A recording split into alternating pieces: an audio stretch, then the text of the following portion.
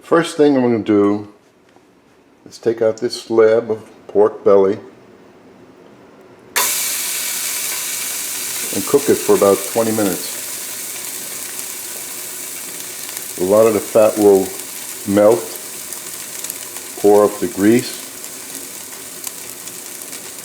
put the vegetables in there, cut up the pork belly, put it back, and if you love the taste of a roast pork with that thick fat skin on it that gets crispy after roasting, you have the same flavor here.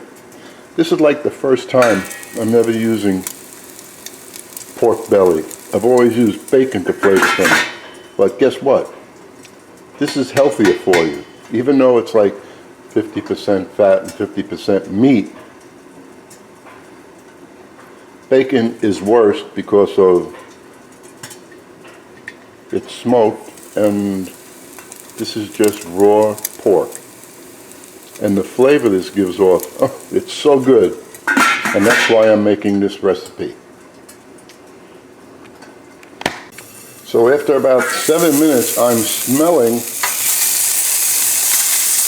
this in the front room,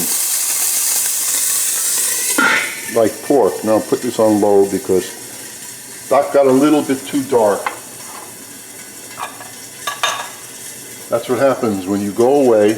I set my timer for 10 minutes, thinking that 10 minutes should be good, but this goddamn new stove I have, even the burners on like medium are so hot.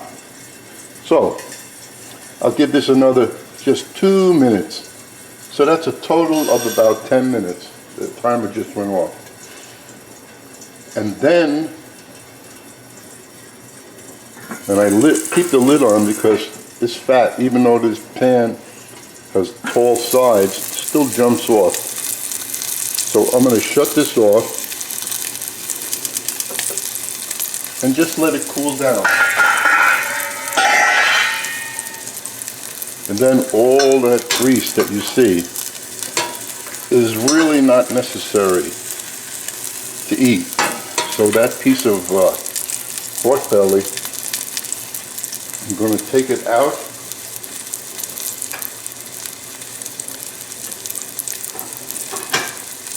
Let it cool for a few minutes,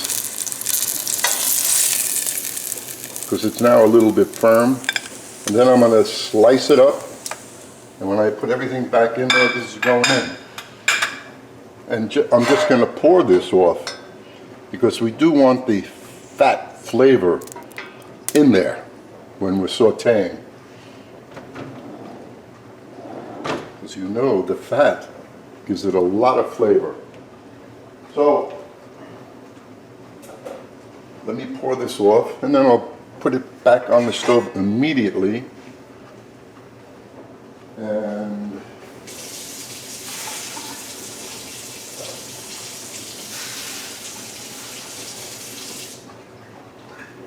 leaving that scorched bottom there,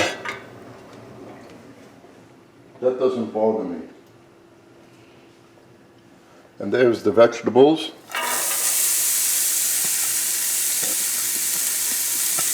I'll be adding the garlic later because, just as with the beans, I only thought about doing this morning. Now I can put this on low. And I go, I'm making it today, I don't care. I'm not soaking the beans. Sure, I soak the beans 80% of the time. I'm gonna bang, but on my hand, so nobody can complain I'm making noise. So there's the vegetables. We don't need stock in this, because all this vegetable is like a vegetable stock. And the main flavor is coming from that piece of pork belly. And while that's cooking, also flavor is going to come from these dried mushrooms. These are going to be cooked in a little pot of water.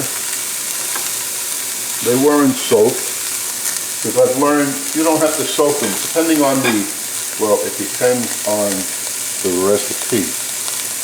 If you're soaking them and then just adding them to something like a sauteed piece of chicken, yeah, you have to soak them.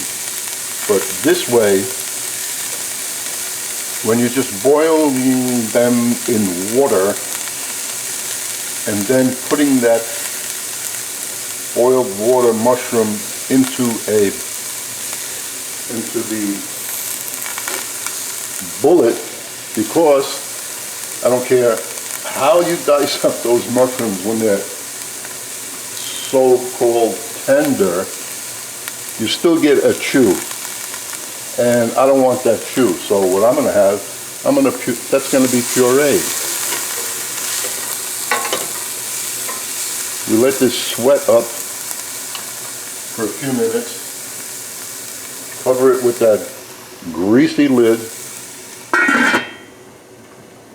And like I said, garlic added flavor, because there's my chopped garlic that I peel about, I don't know, 12, 13, 14 heads of garlic. Put it with olive oil, chop it up, put it in here, and I forgot to take it out last night. The same reason why I'm not soaking the beans is because I just thought about this. And I'll tell you a little story about this garlic, which really pisses me off. I've been peeling garlic all my life. Last time I peeled some garlic was about 9 heads. When I got finished with these, all of a sudden, these 3 fingers and these 3 fingers started to burn. Burn like crazy. And my wife's a nurse, and she gave me something which is not topical, but to ingest for some other type of ailment. She said, put this on and it should deaden the pain. Sure enough, it did. And then about a week later, I'm looking at my fingers and there's a flat blister. And I'm going, that was a true burn. The garlic burnt my fingers. Who knew? Anyway, that's another story. So that's in there. Now, show off the film because I'm going to go and cut up the pork belly and then add it to that. So the pork belly is ready. I just sliced it like so. If you want to dice it up, you can. But that should fall apart later on anyway. And the garlic, doesn't matter when you add the garlic. So we'll wait on the garlic, and meanwhile we have a little bit of tomato paste here, which I'm going to add. Even the tomato paste. You know, you open the tomato paste, what do you do with the rest? You throw this in the freezer. So this was in the freezer until like a half hour ago, when I took it out and double boiled this. So we don't want a lot. That's about a tablespoon. And to rinse this off, I'm putting it with the mushrooms, the mushroom water.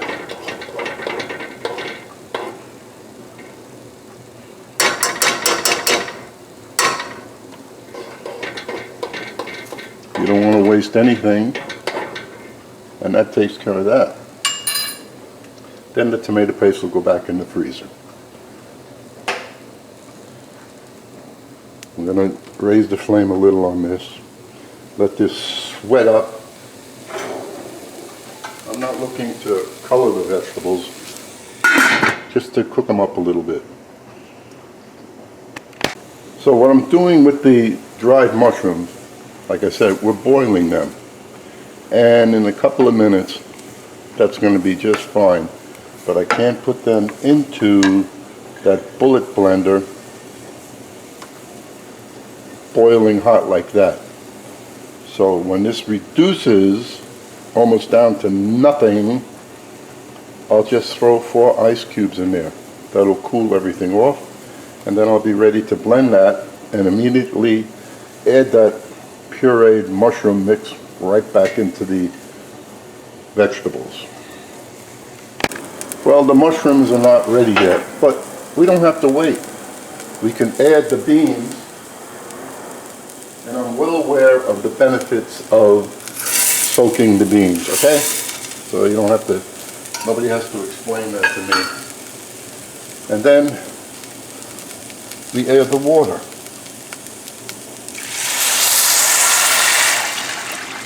I'm going to add 2 quarts of hot water.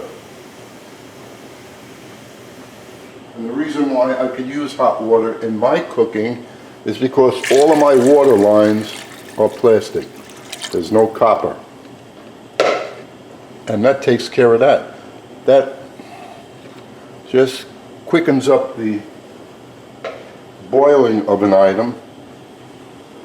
And turn this up all the way. And when that comes to a boil, is there anything missing? Just the garlic, but you can add that later, no big deal. And the mushrooms are almost ready, so I'm in good shape. As soon as this comes to a boil, I'm going to put the lid back on and turn it down to a simmer. And the lid, you noticed earlier how greasy the lid was on the inside? Every time you take the lid off and you try to move it someplace, grease drops off. So to avoid that, I washed the inside of the lid. So that's going to boil in a couple of minutes, and then the next step will be the mushrooms. Well, you could see how much liquid is in there. It's mainly mushrooms, right? So to that, you need liquid in the bullet blender, or else it'll be a paste. So to that, I'm adding a handful of ice cubes. And just stir that up. And after the ice cubes melt, I'm going to pour this, and it looks like there's plenty of liquid there, into the bullet.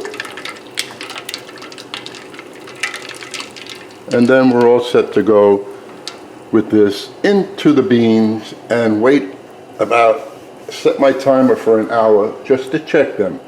And then for another half hour to check them again.